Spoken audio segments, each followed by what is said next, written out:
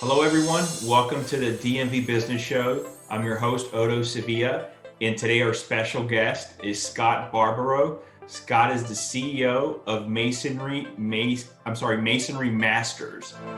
Welcome to the show, Scott. Thank you for joining. Thank you, Otto. Thank you for having me. Of course. So as I was mentioning offline before we started recording, I like to get the audience to get to know you a little bit better. Are you from around here, the DMV area, or where are you from originally? Yeah, so originally I reside in Virginia now, but I'm originally from Silver Spring, born and raised in Silver Spring.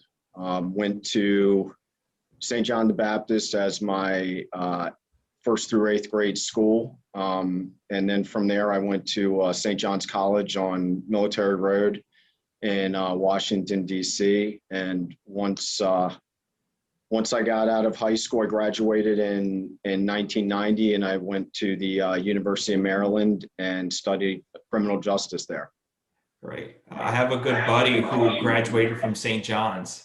Oh, really? Yeah. He was a very good in soccer there. Yeah. Yeah. Yeah, it's a great school. It is very great campus. Absolutely. Yes. So originally from Silver Spring, Maryland, though, right? Yes. Okay. So growing up in Silver Spring, how were you as a child? Do you remember, like, what were you into? What sort of things interest you back then?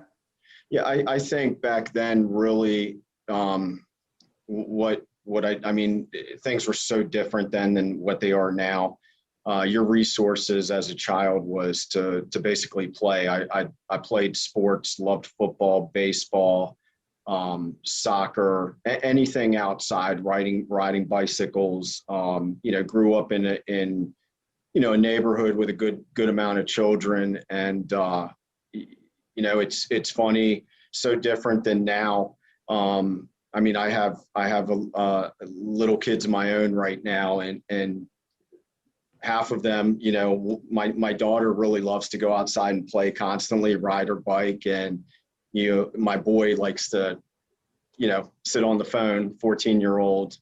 And I have a 17-month-old son as well. So I have a little baby running around the house. So he's a little bit more high energy, like I am, where he just likes to run around and outside and play constantly, so it's very different, but all sports. I mean, I love sports, love football. Okay. I also played lacrosse at St. John's. So How old is your daughter? my daughter is 6 years old. Okay, that's good. Yeah. I have a couple of myself, little ones, and it's hard now even just to get them outside because they're not 14 years of age like your oldest one there, but Right. just they want to just be sitting in front of a screen, and it's like, come on, just be kids, go outside and play. And I think that's been, obviously with COVID last year, and when school stopped, which was really, my wife and I were talking about, it was like yesterday where we got a text message from school saying, we're not going back to school. And, from there it was trying to find things to do with her, because, on the weekends, you would want to take her bowling, get her in, a lot of these they have these trampoline kids places where they can be active, in a controlled environment where you can hang out, relax. If you have some work to do, they can play. And once that went away, it was tough to find things for them to do.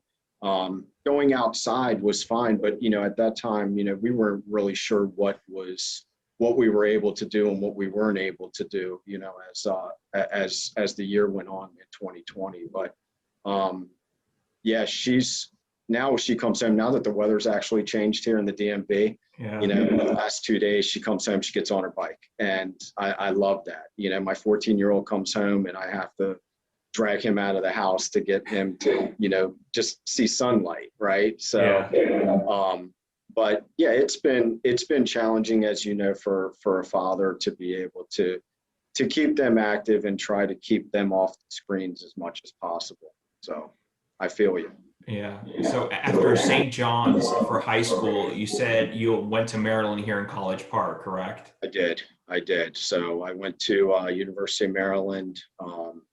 criminal justice major and wanted to really pursue law school is basically the avenue that I was going into, and ended up working for my dad, you know, once I got out of college, and also through college, which, you know, in hindsight, looking back at it, I have no regrets for anything that I did.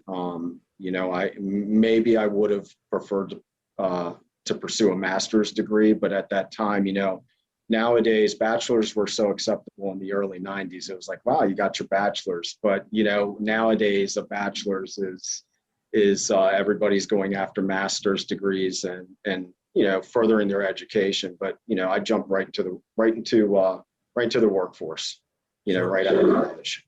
So you say you started working in college with your father? I did. What type of business? So it's the same company. So this company, Masonry Masters, was started by my grandfather in the early 80s. And about 1990, my grandfather ended up, he retired, right? So my father and another gentleman, it was a 3-person company, you know, equal shares across the board. And once my grandfather ended up retiring, he decided that I would rather have a place in Italy, a place in Florida, and a place in Silver Spring. So, you know, we are in my mom and dad and Italian immigrants. And, you know, my grandparents lived across the street from me, you know, all my life for the most part. And once he retired, he learned how to play golf. And that was it for him. I mean, you know, congratulations to him. He left you know, a huge legacy for us and for me to capitalize on and to build and to grow. And, you know, he was really someone that I really looked up to be honest with you, because I think that he did it correctly.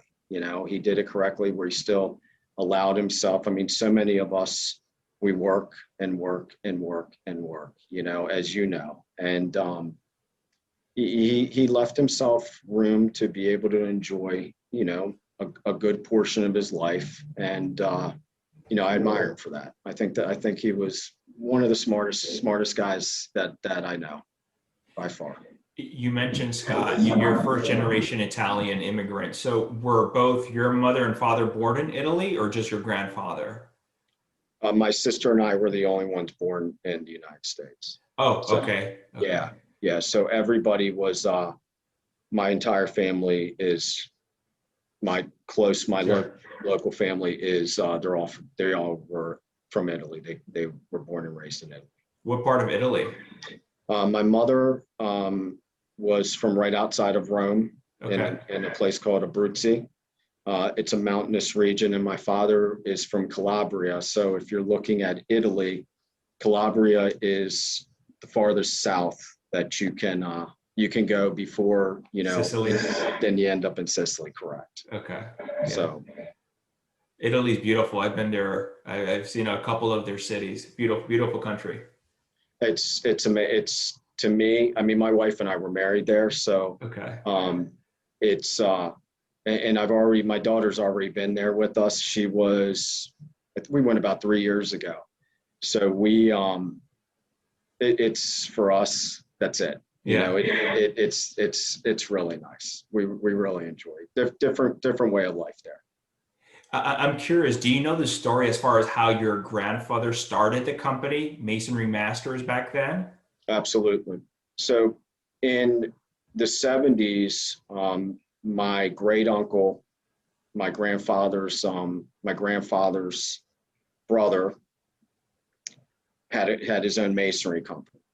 My grandfather worked for him. My father worked for him. And once he got out of the masonry, you know, once he retired, they had a choice because he had partners. The choice was, do we know enough to take a risk and go on our own, or do we want to continue to work? You have to excuse me, can't remember the gentleman's name. So they decided to go on their own. And I remember it very well when they did it. They were able to, they had some work secured ahead of time through it. And obviously, I'm sure there was compete clauses there, but they ended up building, back then it was a lot of hourly employees. It's different kind of than what we do now. Everything now is an outsource, right? So then, they were up to like 100 people at one time, which was at that time pretty huge, Yeah. And then they hit a recession, and my grandfather was able to sneak out right before the recession. Oh, is that when he retired?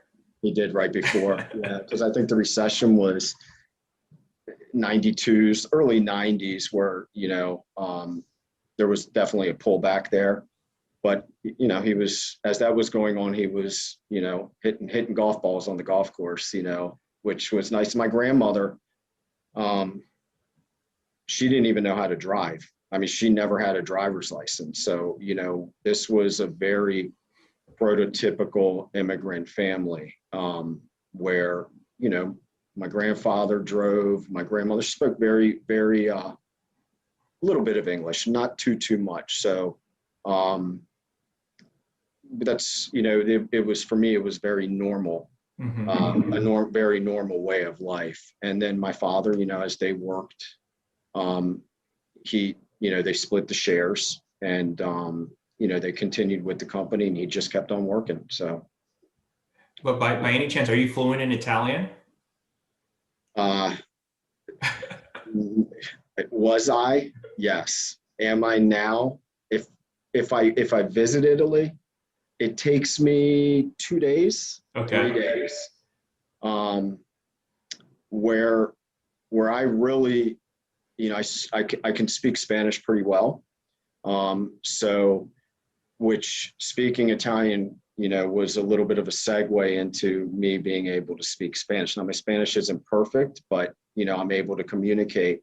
So when I go to Italy and I start to try to speak Italian, it's like a little bit of Spanish and a little bit of Italian. And sometimes people understand me, and sometimes people won't even acknowledge that I'm even speaking to them.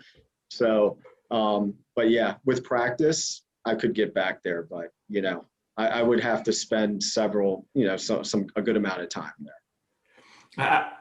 I think if they make an effort. I remember when I was in Venice once, and we were there in the plaza, the main plaza, sitting down. Beautiful place. Beautiful. And I'm talking to the server in Spanish slowly, and he's talking to me in Italian slowly. Right. And it was perfect. We understood. It was not perfect, but we understood each other, and it was great. Exactly right. Yeah, that's exactly right. And that's, and I think one of the successes to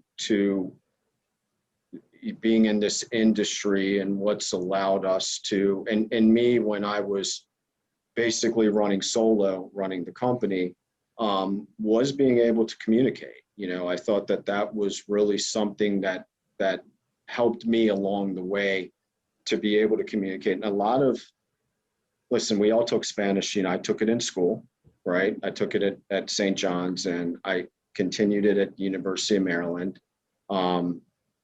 So when I got into the workforce, it was, it's just like Italian. There's several different dialects, right? So it's trying to process the different dialects and to understand exactly what people were saying to me. And it was just repetitive hearing, and just processing the meaning of each word. And now can I write a sentence? I would, if I went to take the class now, I would probably get an F in creative writing in Spanish. But can I communicate, with my coworkers and with, my field personnel and our labor? Absolutely. That's good. So going back, Scott, so when you're in Maryland, you obviously studying criminal justice because your thought then is to be an attorney, but then you start working for your dad here and there. with the company, and it was always the same name, correct? Masonry Masters, or okay? Yes, it's the logo. It's here in the background. Yes, the double Just M. right there. Yeah, the logo itself was created by my grandfather. Oh The name wow. was created by my grandfather. And you know, I've had conversations with people. They're like, well, it's a little bit of an old school logo. You know, different employees passing through, and I said, well, it'll never change. You know, that is to me, it's an iconic symbol in my heart, right? So it would not be anything, you know, from branding and so on and so forth. You know, people are like, well, it's not really catchy, it's very blocky, and I'm like, it's perfect. That's how I look at it. It's just perfect. So yeah, he started all that. Okay. So what made you decide to sort of do this route, which you had another route in mind going into College Park, going into Maryland? So when I was about 25, 26 years old, a year or two removed out of college, I was helping my dad work. Full time, right? I was full time, so I was a truck driver for him.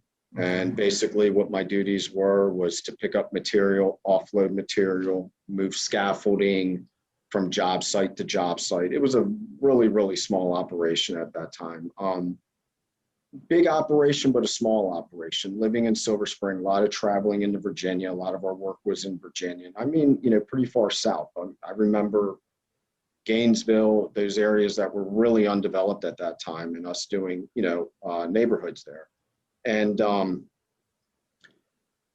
about 26, and you know, now I'm trending to about 26, 27 years old, being a full-time employee. I remember one day that, you know, we were on the job site and I started to gain a little bit more experience. You know, I had ridden with him when I was a kid in the truck. We'd go to job sites on the weekends.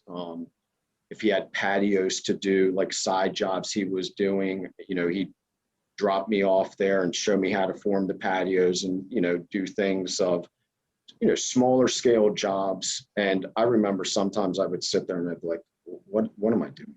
Yeah, it's Saturday, you know, and I'm out here all day Saturday. And by the time I get home, you know, you're exhausted. And, you know, I was just really questioning my decisions at that time, which, you know, I want to go out, you know what I mean? I want to hang out with my boys, you know, my boys are doing this or they're going out and for me, you know, it was early up and, you know, early to bed at times. And sometimes it was walk in the door and take a shower and get ready to go to work, you know, depending upon, you know, what people were getting into that night. So I'll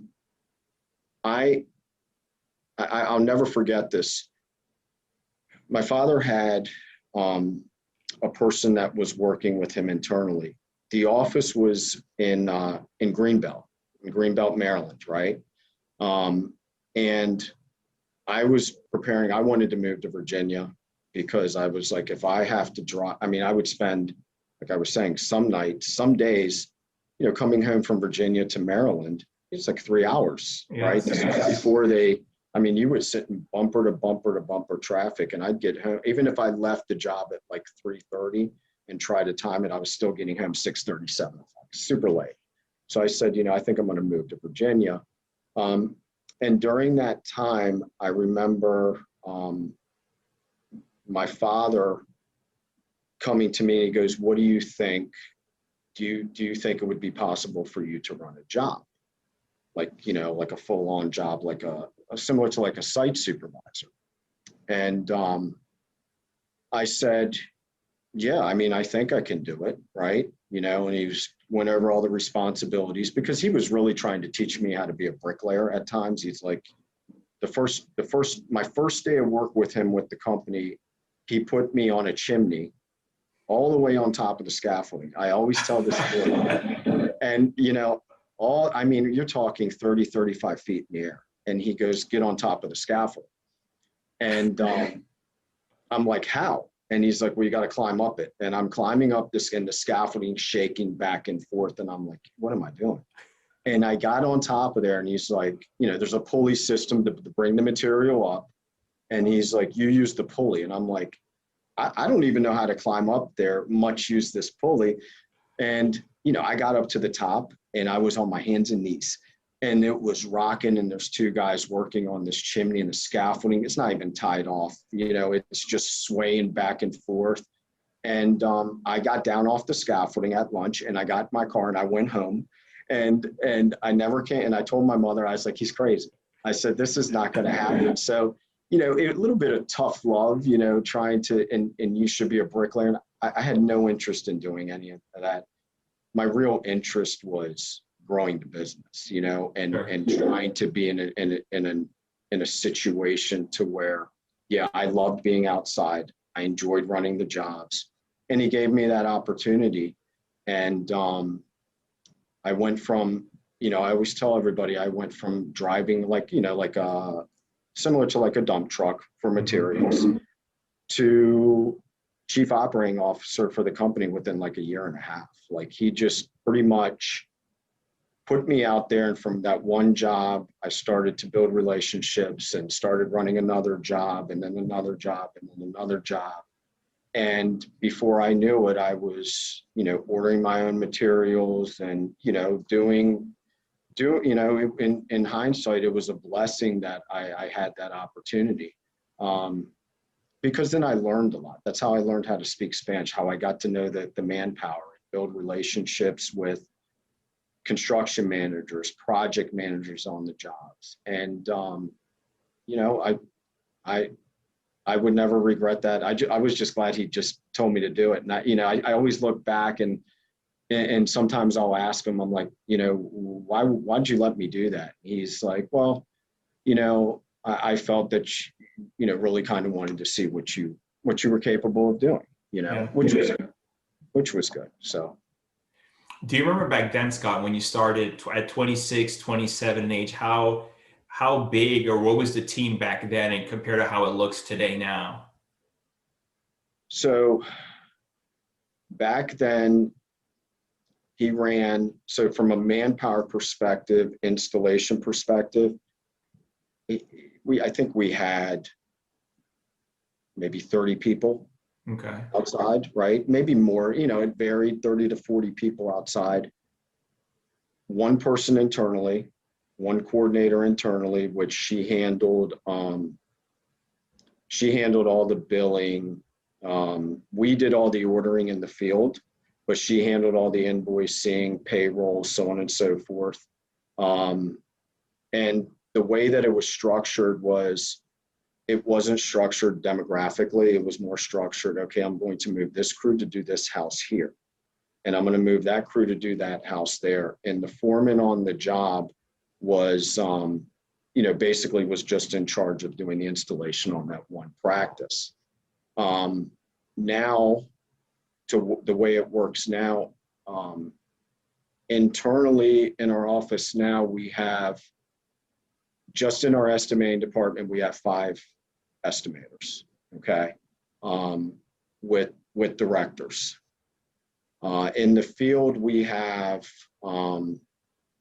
8 site supervisors. So our ground that we cover, we work from Williamsburg, Virginia, all the way to in Delaware. We work up north towards past Aberdeen. So, you know, the footprint now is, it's completely different, obviously. We have customer service. You know, back then I was the customer service, right? You need something fixed, you call me, I get somebody out there, I fix it myself or however we have to do it.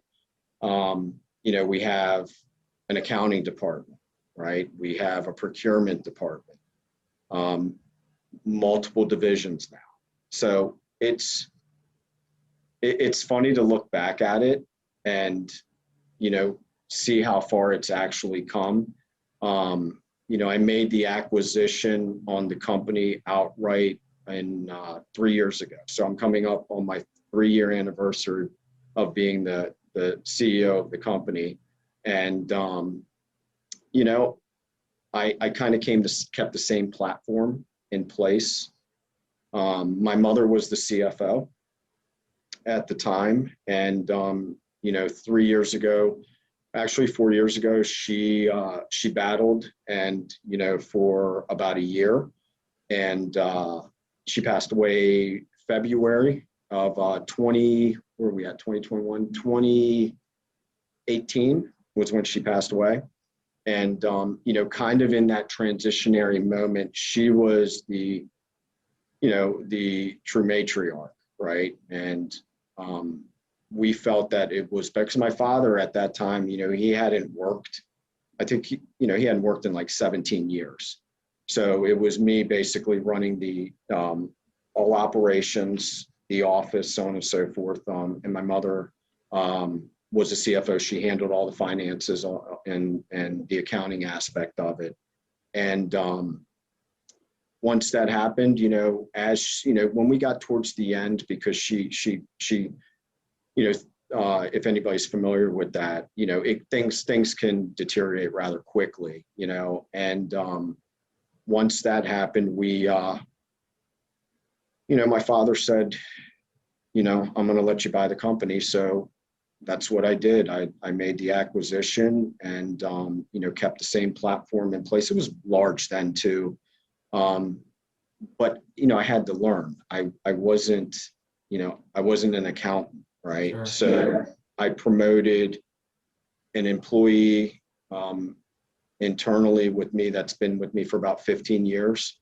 So I promoted her to chief financial officer, brought in a chief operating officer, and, we basically rebuilt the business.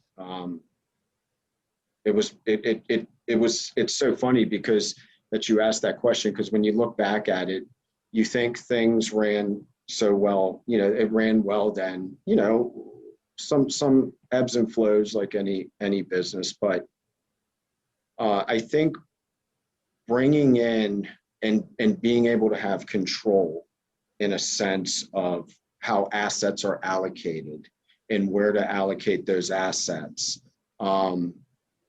was really for 2 years a learning experience for me. Where we really rebuilt was in 2020 during COVID, which was, some companies went through that.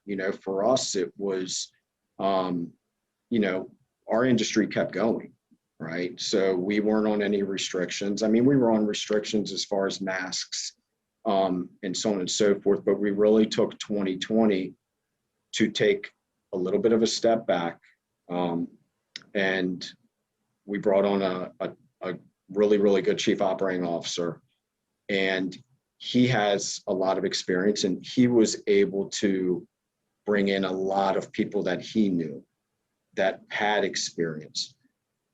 And it was, the mindset of, I have 4 people doing this, 4 people doing, 4 different things. What if we bring in, and they cost us X amount of dollars?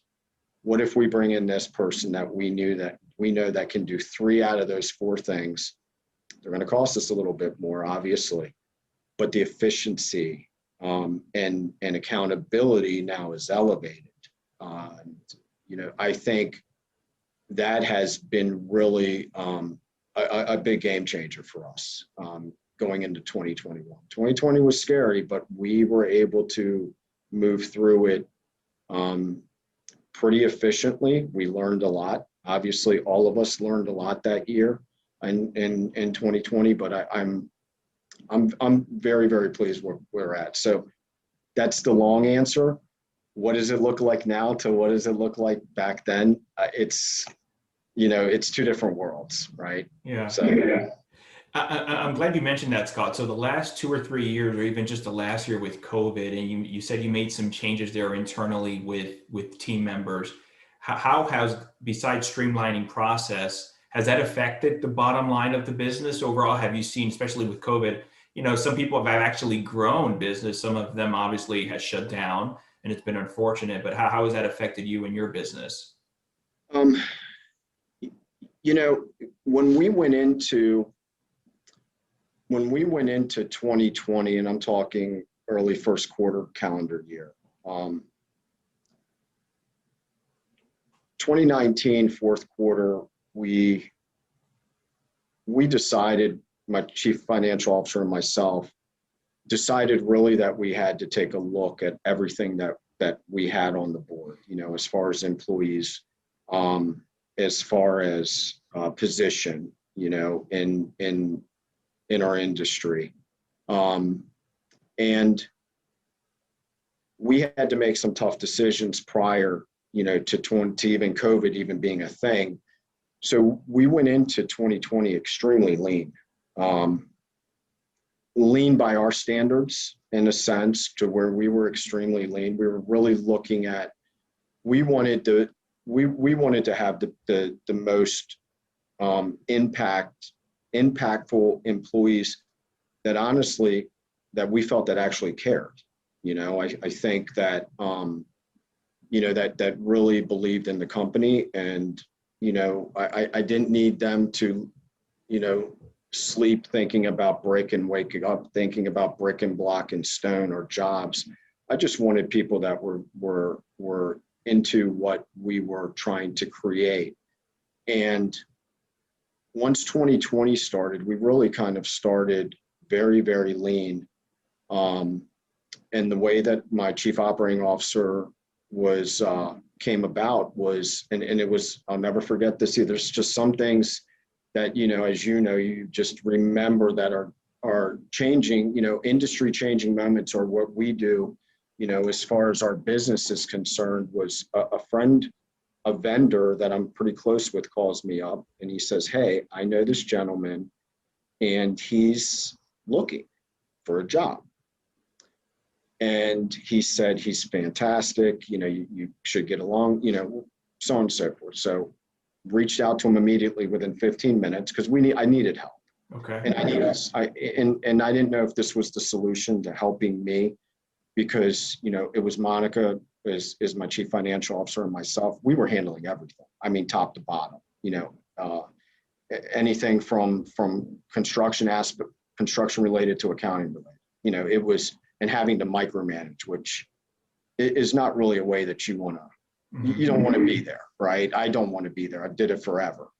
And him and I interviewed 3 times, did lunch, wrote some job sites.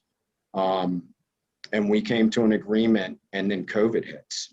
And he's about to start, he was starting in March. And, we made an agreement, we signed a letter of intent.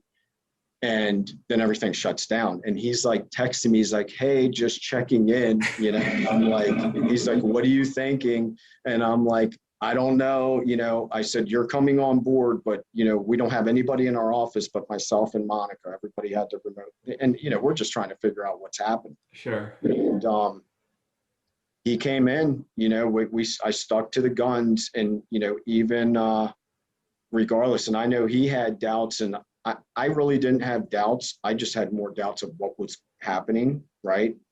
And he came on board, and it was.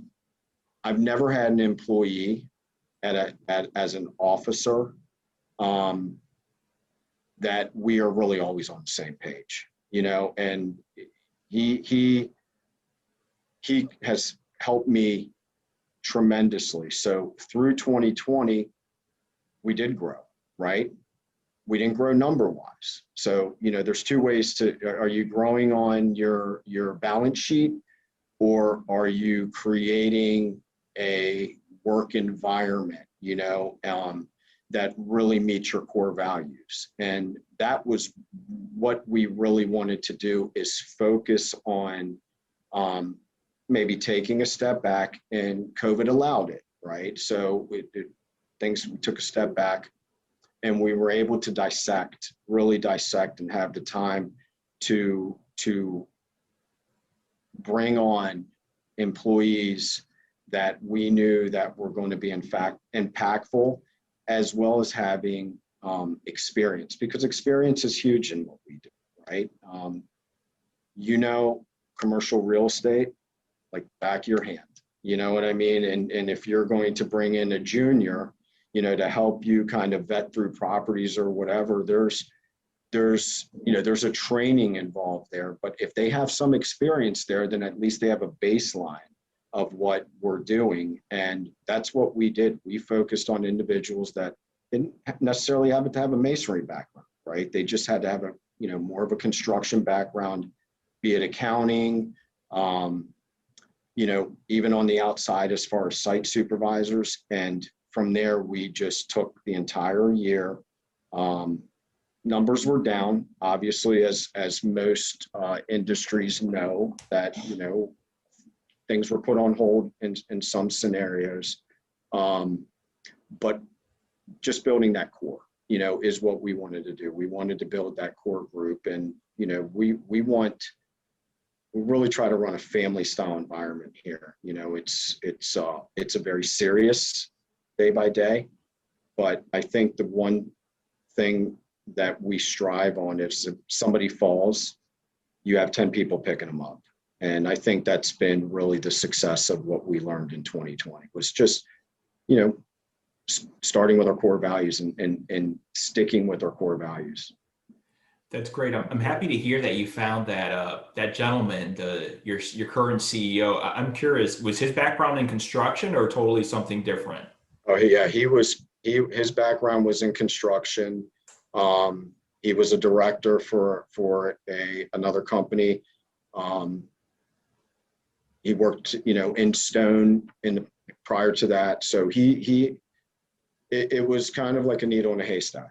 Yeah. And I can't say it anymore. It was because I tried before, okay, and bringing people on to help, and it was some of the most painful experiences I've had, because I would run into some individuals that they would have experience in the industry.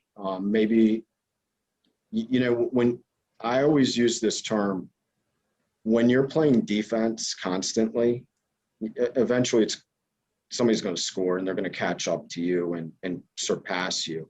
And I felt that, especially after making the acquisition, that I was, in a very defensive mode with the company, putting out fires. This employee made a mistake. And really just you constantly playing defense. The mentality that he brought in is, he wasn't trying to be the CEO, right? It was a great, we're friends. And that's like friends outside of work too. It was just bringing in, this is what I think we should do. And, that's what we did. We just staffed up properly, vetted people properly, and was able to just build a team. And we're still building it today. We just hired another estimator, and he starts on Monday, and he's a lot of experience. So we've been very fortunate to where we are. So he was a game changer for us. It sounds also that he took some stuff out of your plate that's allowing you now to go on the offensive side. So well said. That is so well said, and that's exactly right. He's allowed me to grow, right? So he's allowed me to say, okay, well, I think, why don't we look at starting this? Because we have a lot of contacts. We know a lot of people within the industry, and we've started another division with a different name, which is exciting. Something I've always talked about doing. Our commercial division has flourished to where it's now officially a division, and not just, where I have completely separate employees that run that different skill set. We have a residential division, which, and the residential division, as you know, is two different ball games, and two different playing fields. And we were able to just build these within a year, really. And he took a lot off my plate to where I'm actually able to sit down at my desk and, not have to sift through every single day-to-day responsibility, which is great. When things are happening that you don't know about, and, if it's something good or even if it's something bad, but it's being handled and you're not aware of it, you might hear it through passing. Before I was the front line, everything came to me. The phone would ring all day long. Now it's just, I mean, he's really come into a leadership position, to be honest with you. My chief financial officer, like I tell her, she's done everything within the business. And I always tell her, and it was a little bit of process with her too. I was like, listen, be a CFO, be a CFO. Okay. I know this is a new role for you, as it's a new role for me. And then, everybody's kind of transitioning to these roles, but worry about financials, right? If I need you somewhere else to step in to help me do something, you're the first person I'll come to. If it's a contracting issue, I said, but just be a chief financial officer. And that's been, you can't do that unless you have good people surrounding you. It's imperative for business owners, especially small business owners, to not only work in the business like you were doing, but also work on the business and sort of step back and look things from the outside and how you can grow it.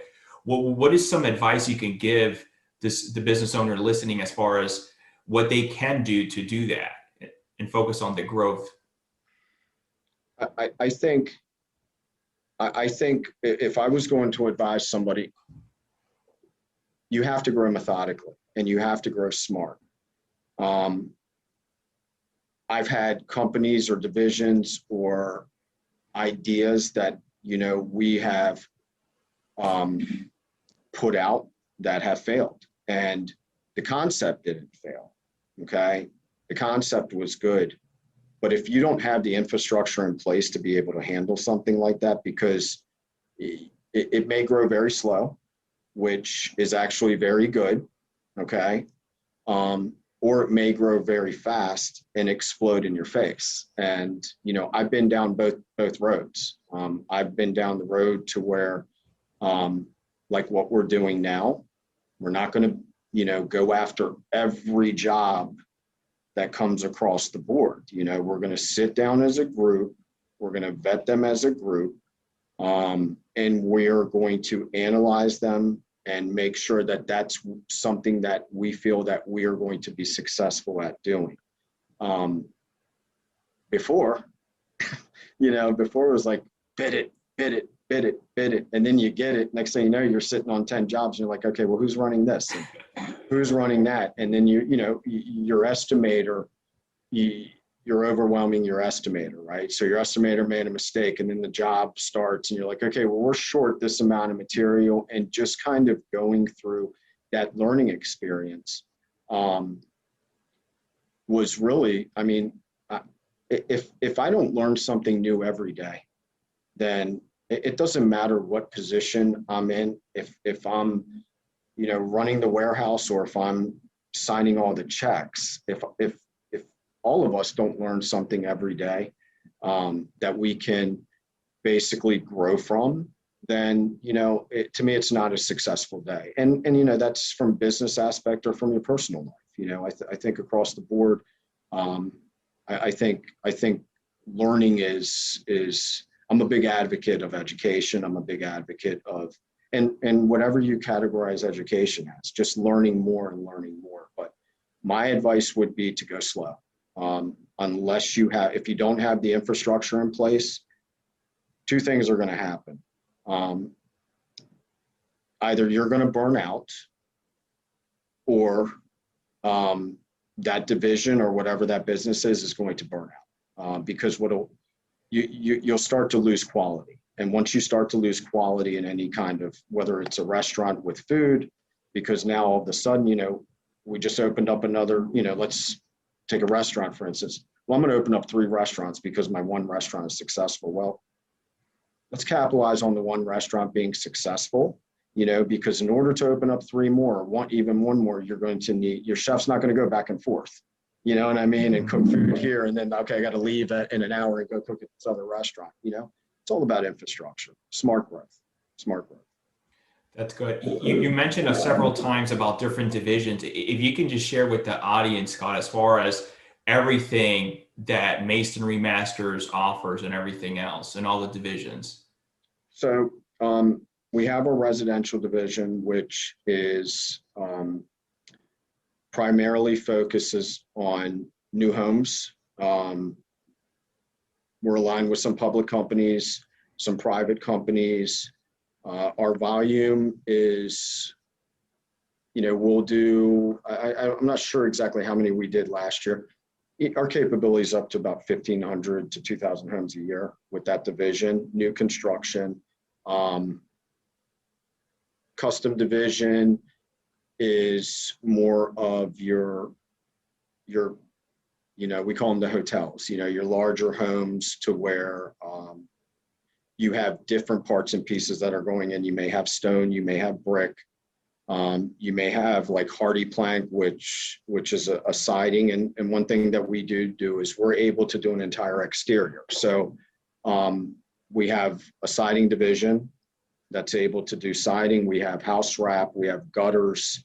We're looking at roofs right now, but again, I'm not going to jump into roofs until I know exactly, insurance, insurance with roofing is completely different, but from a vertical exterior, we're able to do everything on an exterior.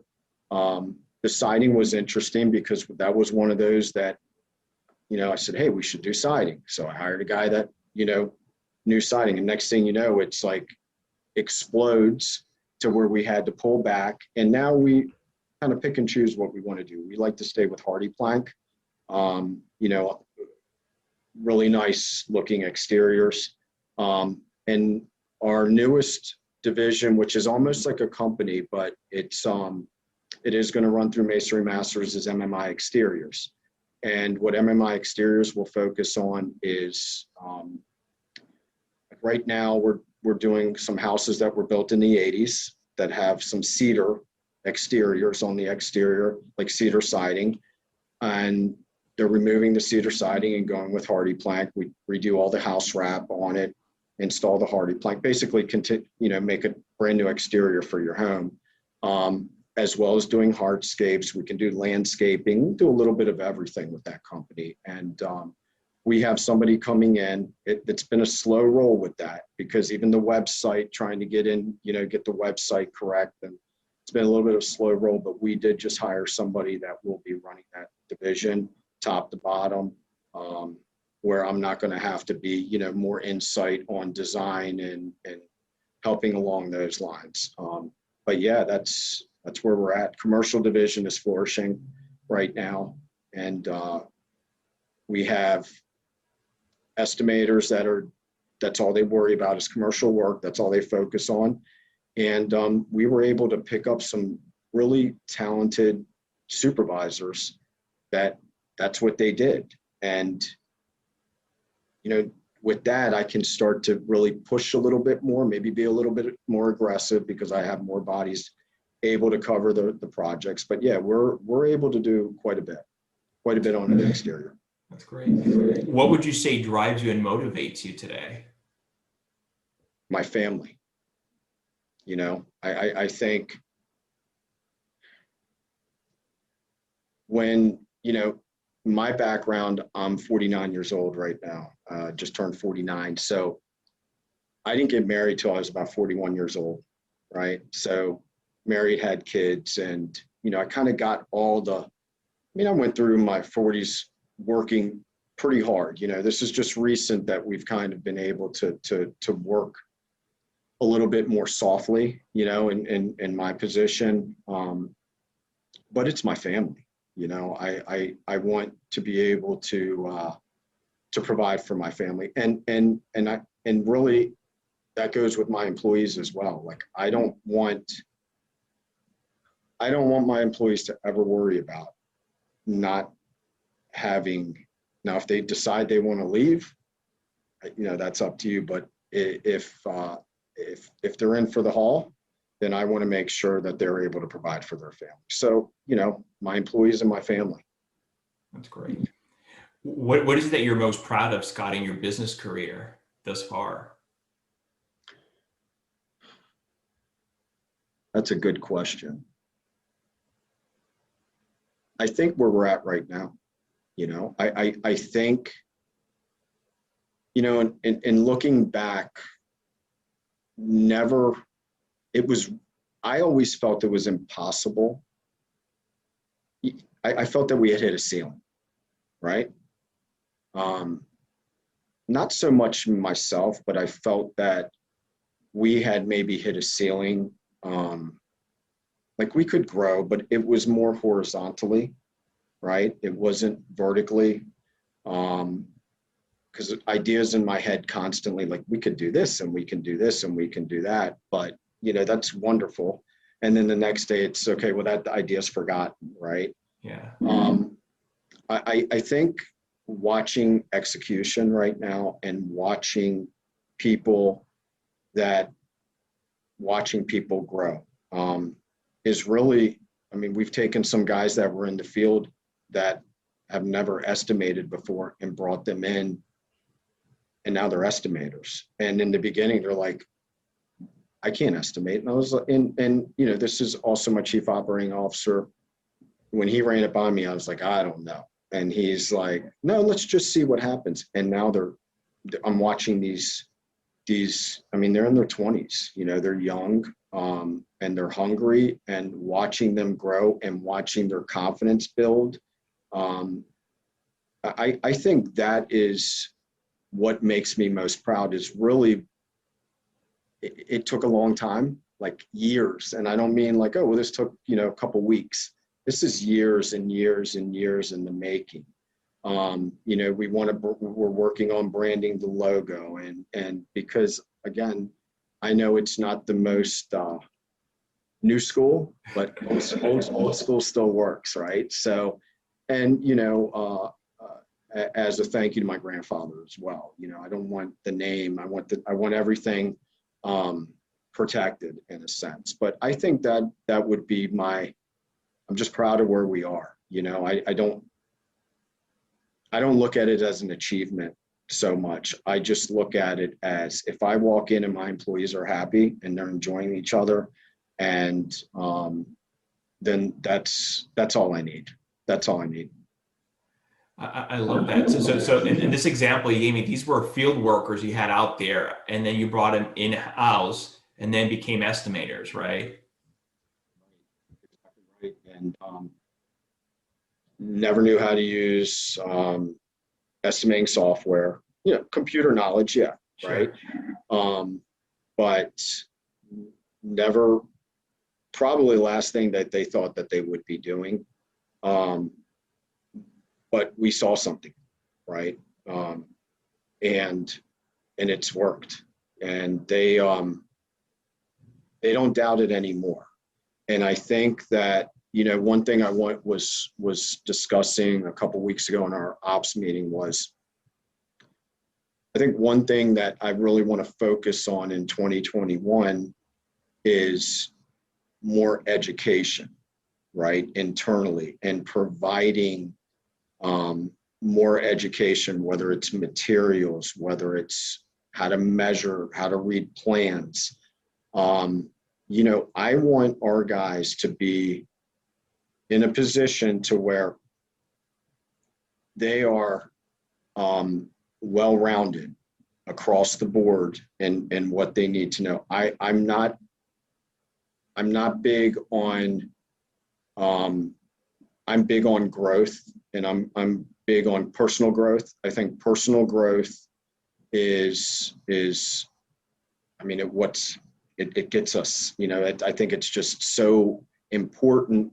And I think it's sometimes so understated that building confidence within people, if you can build confidence within them, then they'll build it within themselves. And that's really what I want to focus on in 2021 and 2022. That's not like a timeline. That's just something. If there's an employee internally, I don't know what a brick is.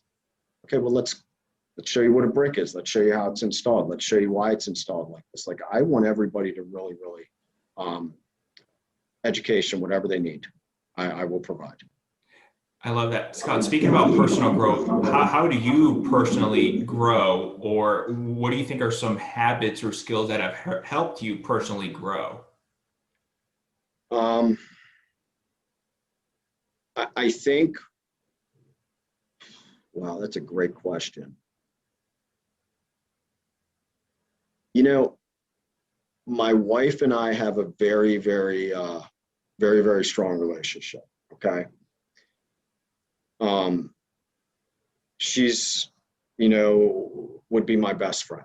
Okay. And I know a lot of guys say that, no, my wife, but my wife has really changed, really my outlook on life. My kids, 100%, have changed my outlook on life to where, being single, running a business, chief operating officer, you're working. That's all your work doing. At the end of the day, you're working. You may go out, hang out with your friends and so on and so forth. But I think once I had kids, especially, my daughter's my daughter, and she's her and I are very close. I think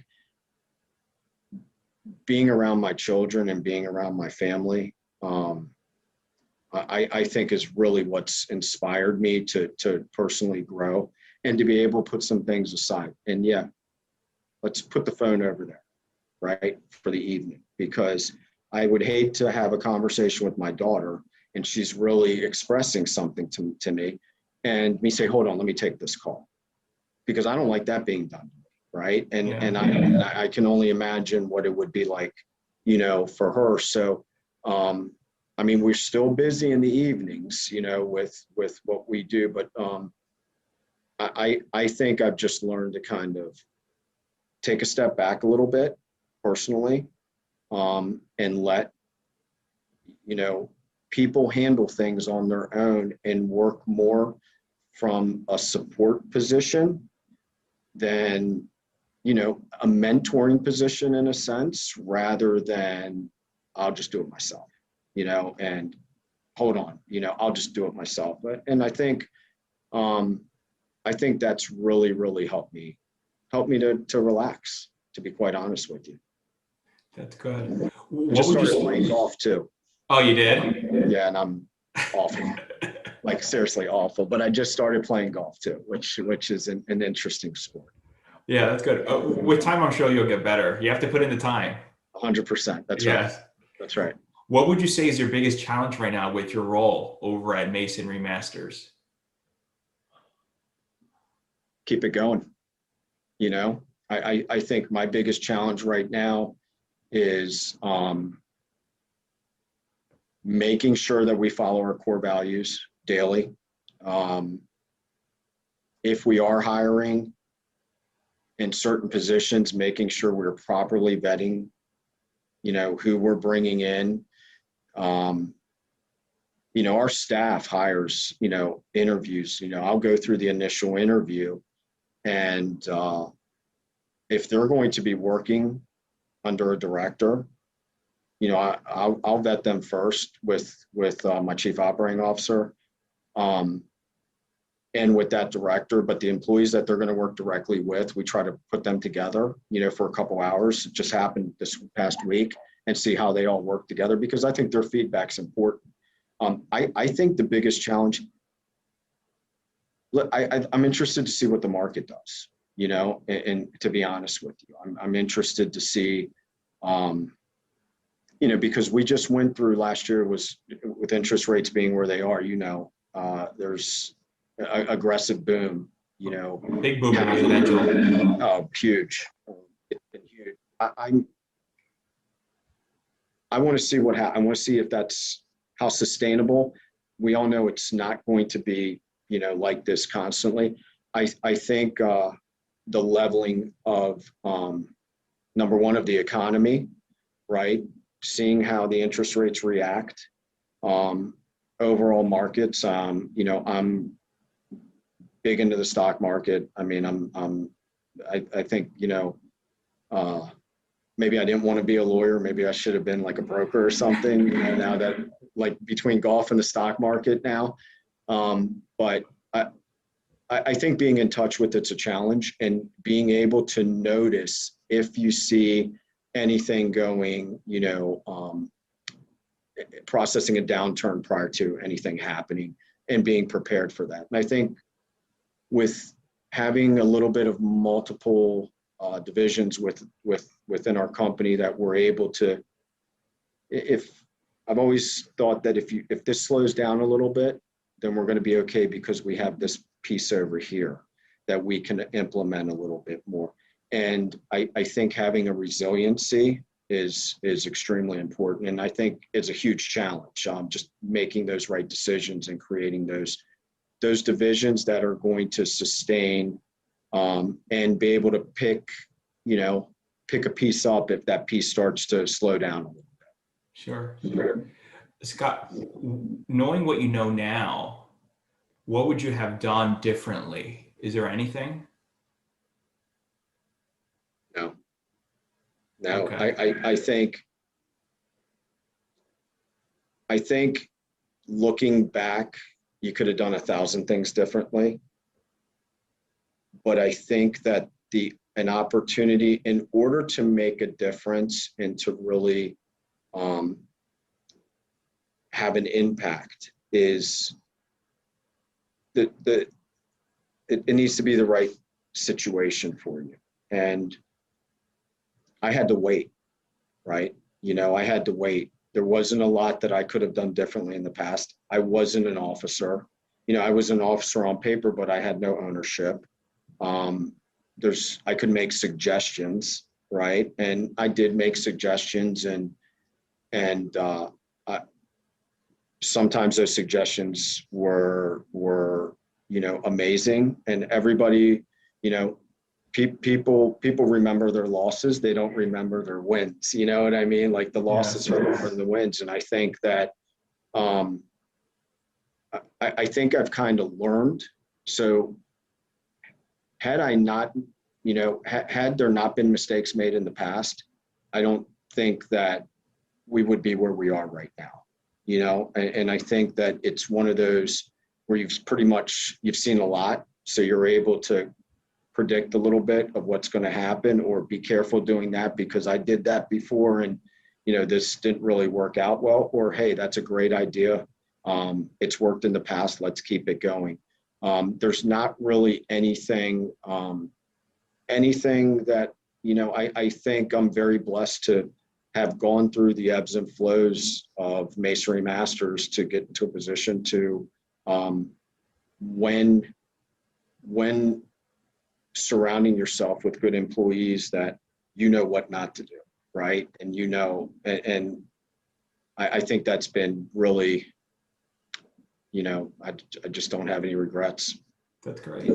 What does the future look? What's the vision or the next 5 years? Oof, I don't know. That's a tough question, right? Yeah. I think expansion for us, into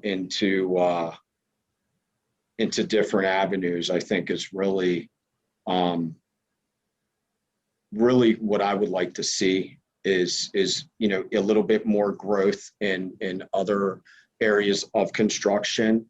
5 years, things could just it's so hard to predict 5 years in our industry. That. With real estate, we're not sure what that's going to be like. Now we have bidding wars on houses, right? But next week we might not have any wars on houses. You might just be proud to take your first offer. But I think we're fortunate to be in the area that we're in. I think that as companies start to migrate to this area, I think we're in a pretty, I'm not going to say insulated, but I think that we can, even flow is always good. I think an even flow position is maybe it's not as maybe you're not going to do as well as the year previous, but slow and steady to us in some sectors, I think is really what you want to have. You want to have consistency. I like just normal, because this is the DMV, right? So the DMV, we're in the we're in the greatest place in the United States, you know, for growth. So Yeah, we're fortunate. besides the business and the family life, what do you like to do in your free time?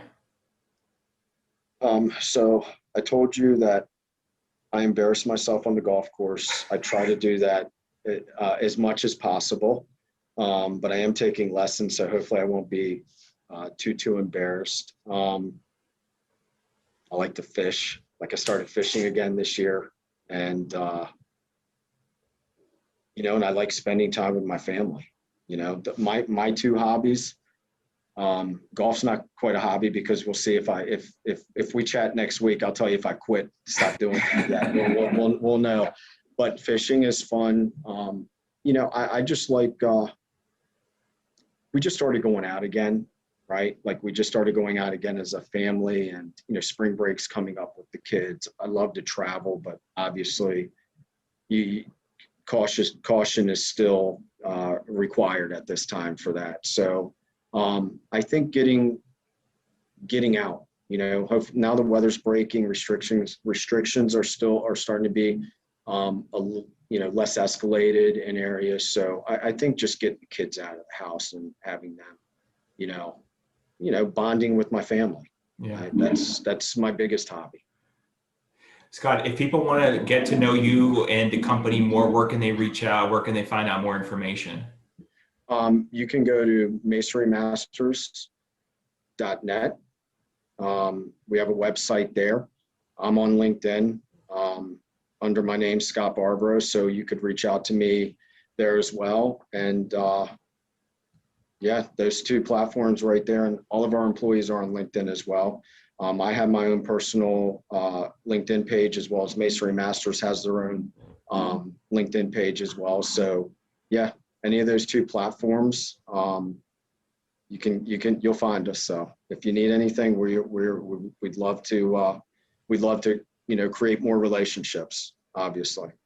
That's great. It's all about relationships. That's you know, that's what we've always said is relationships are, I mean, this was what's kind of gotten all of us to where we are right now is, you know, guys that I know that 20 years ago, they were assistant construction managers on jobs, and now they're division presidents and vice presidents, and you never lose touch with those guys. You know, you grew up with, I always say we all kind of grew up in the industry together. So we all rode the waves and fell off the waves and picked ourselves back up, right? Yeah, exactly.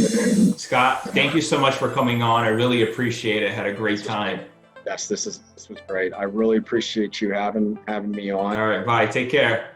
Thank you, Otto. Thank you.